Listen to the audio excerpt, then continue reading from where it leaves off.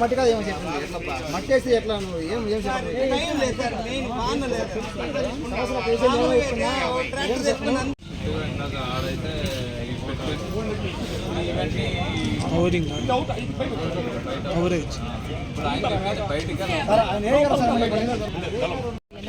Licences ఇవ్వడం జరిగింది. అందులో ఏంటంటే 12 మనకి ఫ్రెష్గా వచ్చినాయి, మిగతా 74 ఏంటంటే రెన్యువల్ కోసము. ప్రస్తుతానికి మేము ఇప్పుడే స్టోరేజ్ గోడౌన్ దగ్గర కూడా వెళ్ళి చూసాము. అందులో ఆల్రెడీ అన్ని సేఫ్టీ మెజర్స్ ఉండేట్టుగా చూసుకున్నాము.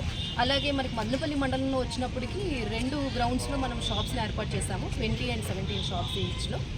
సో ఈ షాప్స్ దగ్గర కూడాను మనం మినిమం ప్రోటోకాల్ అంటే మినిమం సేఫ్టీ మెషర్స్ ఏవైతే ఉన్నాయో అవన్నీ కూడా ఎన్షూర్ చేస్తున్నాము.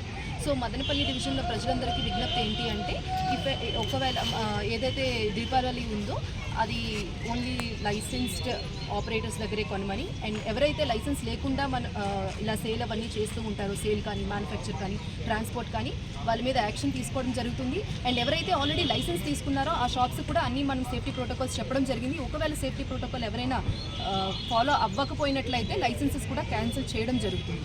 అలాగే ప్రజలు కూడాను వాళ్ళు ఇలా దీపావళి సెలబ్రేట్ చేసుకుంటున్నప్పుడు సేఫ్టీ మెషర్స్ తీసుకోవాలి.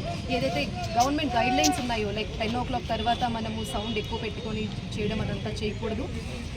అలాగే పిల్లలు ఎవరైనా సరే జరుపుకుంటున్నప్పుడు పెద్దలు పర్యవేక్షణలో చేసుకోవడం. అందరికీ దీపావళి శుభాకాంక్షలు. Thank you.